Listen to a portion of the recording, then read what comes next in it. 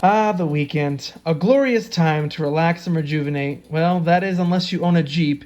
Then it's off to the part-time job of repairing something, and today's to-do is the lower control arms. Long story short, I had to get new tires because both front inners were completely worn down, and I couldn't even get an alignment on the new ones because there was so much play in the front end. I did also start to notice some squeaking and creaking when accelerating and decelerating, which I chalked up to play in the front end bushings. So let's swap out both arms today at home. For the lower control arm, here's some tools that you'll need. Torque wrench, breaker bar, some pry bars, and some hammers. Hey, it's the suspension, what do you expect? Ratchet, and some various size sockets. Lug nuts 22mm, upper ball joints 21. The clevis bolt is 15/16 and the other side is 23. 18mm, I'll verify all this in the actual video. 18mm for one of the sway bar end links. 21mm if I haven't already said that. And then you'll need a 1 1/4 for the axle nut socket or the equivalent metric. And then 15/16 if I haven't said that already. Just good to have some wrenches too for some of those tight areas. Paint marking pen to mark for prior to removing the lower control arms because you'll need an alignment and you want to have it somewhat aligned so you can drive safely. Magnet because you're going to drop stuff. Brush to clean off some threads. Some picks and a little prying tool to remove some of the sensors. You'll also need 10mm socket, which I'll go into later. Some bungee cords to make your life easier. Some products. Impact wrench really helps. A big one like this does work, but if you have something smaller, that'll make it nicer. Some heat, because again, suspension, brake clean, PB blaster, some penetrating fluid of some sort. Suspension again requires, or the suspension goes through a decent amount of vibration, so some blue Loctite is great, and some electrical tape just in case. And of course a floor jack with some jack stands. And 2 lower control arms, because you want to replace them in pairs. I'll link them below. Not sponsored, but these are the ones I use. Now we'll lift the vehicle, put it on jack stands, and also use some wheel chocks just for safety purposes. Probably goes without saying, but make sure to wear safety glasses because we're working with stuff under tension and pressure, and your eyes are kind of important. Also, since someone's going to ask below, you can just replace the bushings rather than the entire arms, but I just want to save time today, so we're going to replace the entire unit. Now we'll remove the upper ball joint nut, 21mm. Ball joints are notorious for spinning in place, so help from an impact or applying pressure with a pry bar can help fix that. Now leave it on a couple threads, and then we're going to separate this knuckle from the upper ball joint, just using a hammer.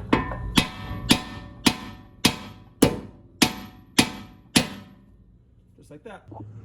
Now I can remove this nut all the way. Subsequently lose that, and then since both tires are off the ground in the front, we'll now move the steering outward. That way we can access the caliper bolts. Caliper bolt right here. There's another one right down here. Impact gun makes this job so easy. Spend the 40 to 60 bucks just to get one because it's worth the amount of time you'll save in this repair. One.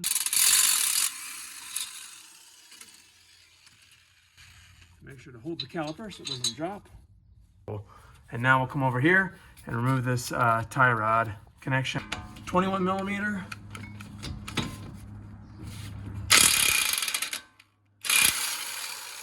Now we need to remove the axle nut.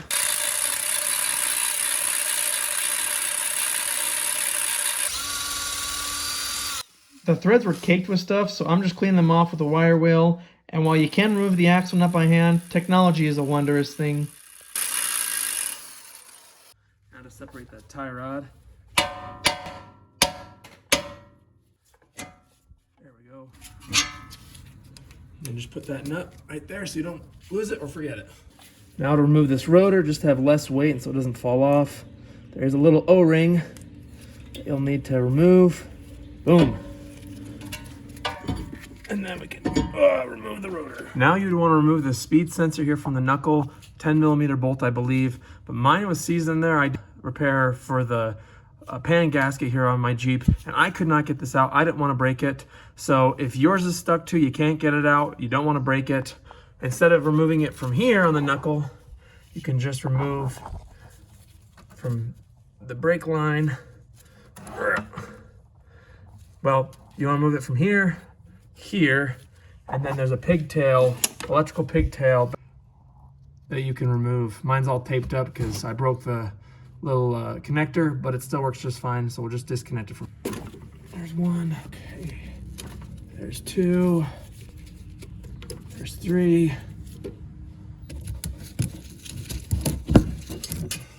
So here you just pull this safety tab, the red tab, push down, and then it would disconnect. And now you don't have to worry about breaking your speed sensor. Okay, should be able to push this. Come on, out. Come on, play nice here.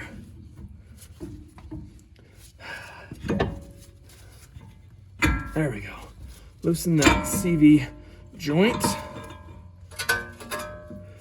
And now that gives us access to this lower ball joint nut.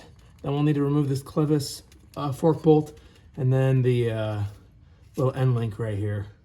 So I think, because we're gonna need a little bit more room to get to this ball joint, let's loosen these two guys next. The sway bar end link is 18 millimeter.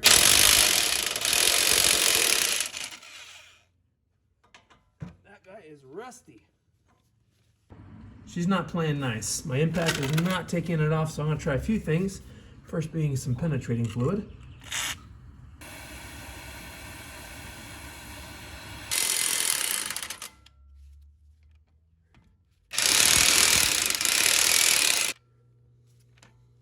It might just be spinning, so maybe we should put some, jack up this arm a little bit. Give it a little bit more.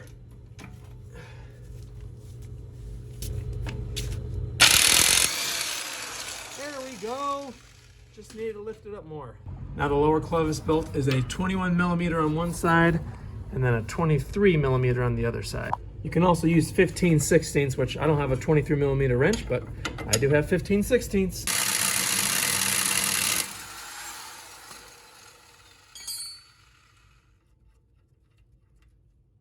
Okay, now we just tap, tap, tap that bolt through.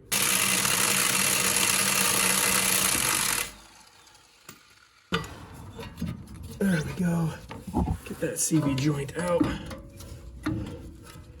Perfect. And there is a shim that goes in the front of the CV axle right here, so don't lose that.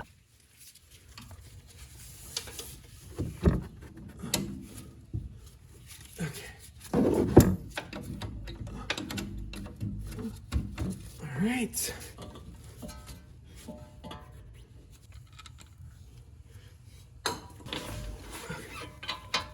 Well, I'll be darned. It's either 15/16 or 23 millimeter.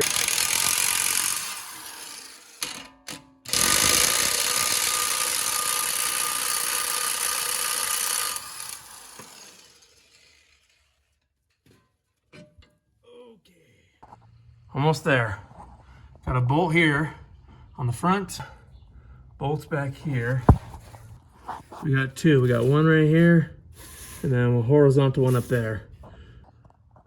So on the non-control arm aspects, I'm just using a paint pen to outline where the bolts went approximately. That way when I go in for an alignment, I'll be somewhat close and it won't be too dangerous to drive while I bring it to my guy.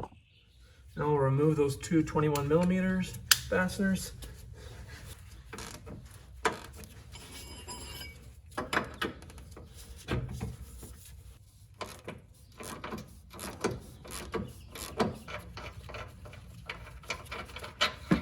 Boom.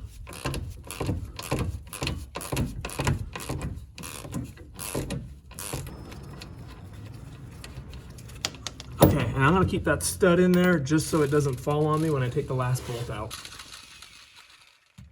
Bolt is out. Now come here, you. Compare the new to the old. Everything looks spot on, so let's install it. Got some cracking here too around this bushing. Who needs the gym when you can lift car parts all day?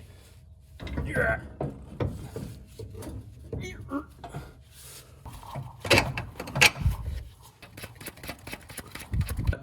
1, 2, 3 bolts in. So now I'm just going to snug them up because we don't want to torque them until this suspension is under load.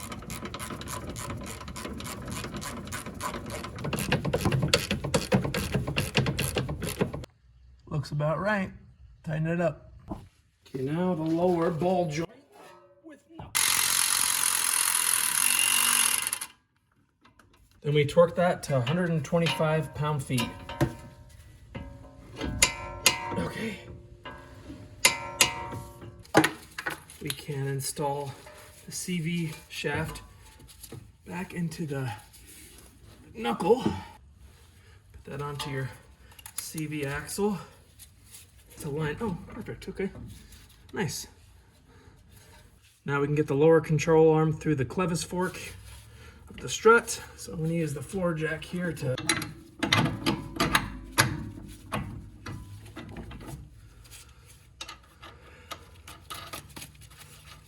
the sway bar link down here. Okay.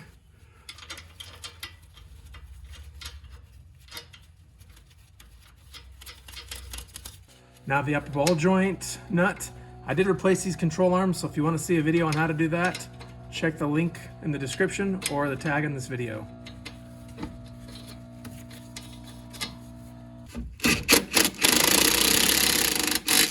To 70 foot-pounds. Okay.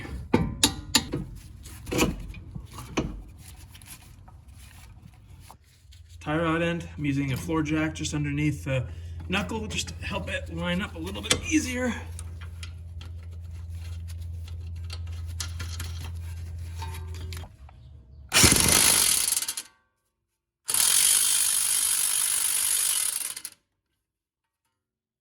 $70 foot-pounds.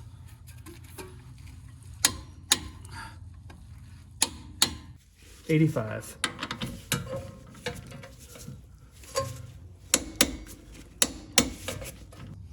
What we want is we want to put the suspension under load as if the tires were on the ground, but obviously we need the tire off so we can tighten all these fasteners and have access. So we'll know we've reached that when the suspension comes all the way up and the upper control arm stops lifting.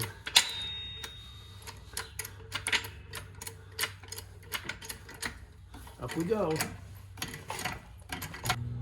Now you can see when I'm lifting, it's no longer raising that upper control arm, so that's at a neutral ride height. Now let's torque this. Now we torque this front lower control arm bolt to 90, I think, foot-pounds, and then 65 foot-pounds on this horizontal.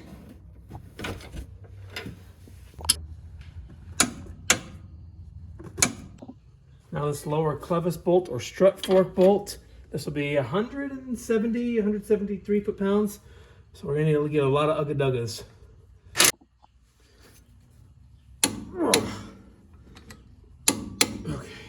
All right, quick sanity check. We've torqued those 2 bolts for the back.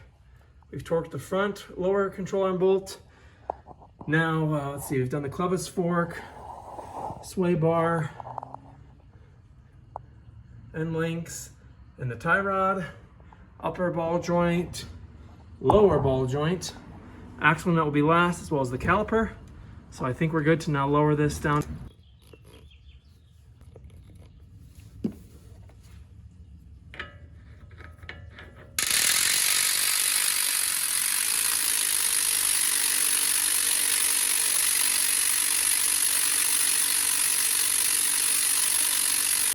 Now we got to torque this guy to 230 foot-pounds. So put something like a breaker bar or a pry bar against the floor, because this thing will spin at that much torque.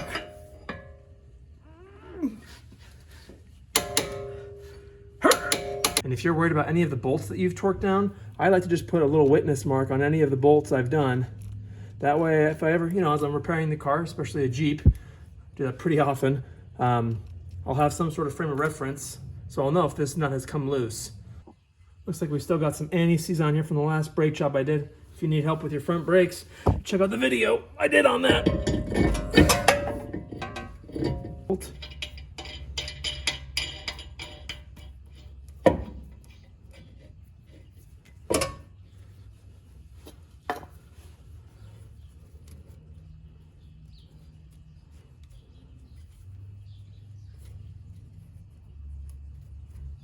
Now we put the caliper back on.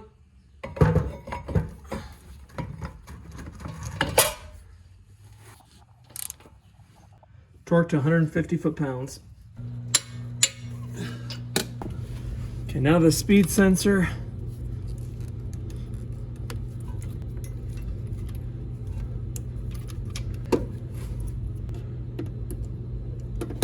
Okay, now for the speed sensor.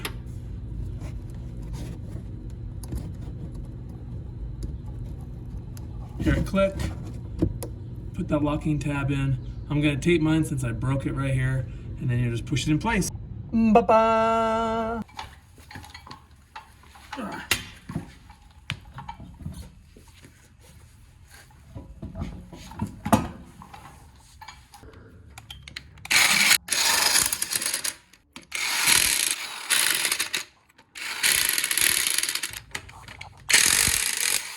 You know how to do everything now, so we're just going to zip through the other side and just highlight the main points. Obviously remove the wheel and the lower ball joint. I'll relist the socket sizes and torque specs in the description for ease. Give it a little persuasion. There we go. Unclip the speed sensor and remove it from the knuckle.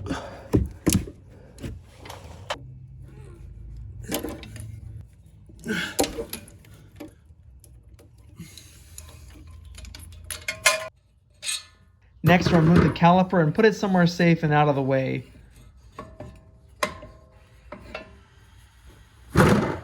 Separate the tie rod from the knuckle.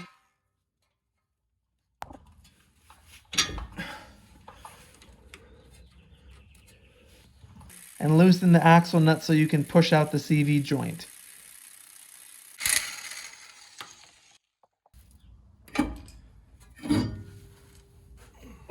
Separate the Clevis fork of the strut from the lower control arm.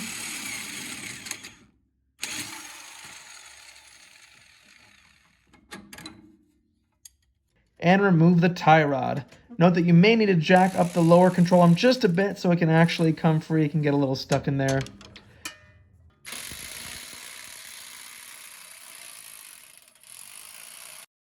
Marked for alignment. Now mark on the control arm bolts their approximate location. That way we can remove the 3 bolts and get them back in an approximately same location.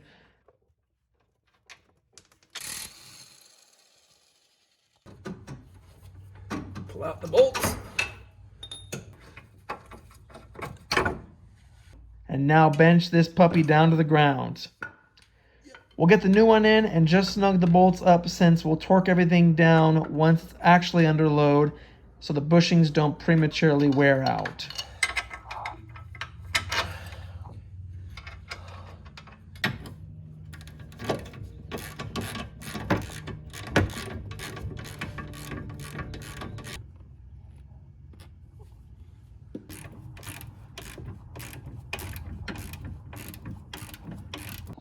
And that's pretty close.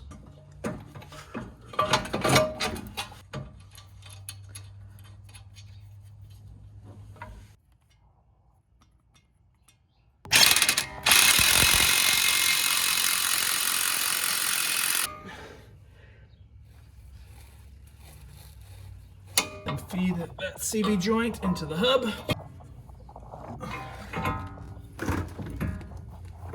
Having your floor jack handy is also really good because you may need to play with the height of components to get the bolt holes lined up. Insert the upper ball joint.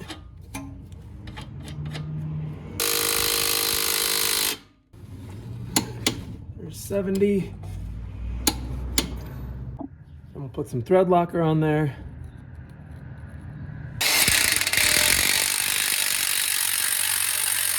Tie rod end.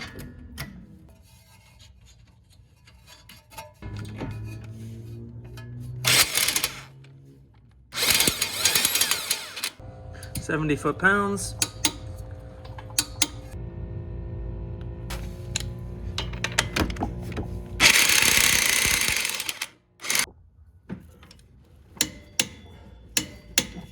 Now to get it into a neutral ride height so we can torque all the bolts.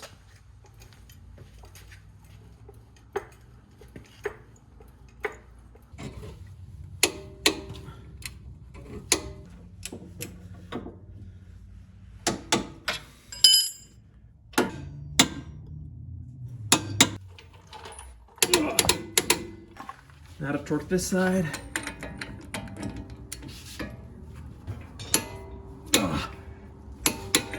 Rotor.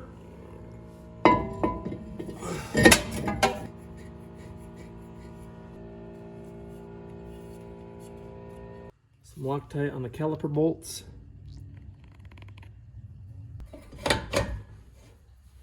So let's talk about axle nuts. I know some people say to always replace them. This is my car, and they're in good condition in my mind, so I just set them as is.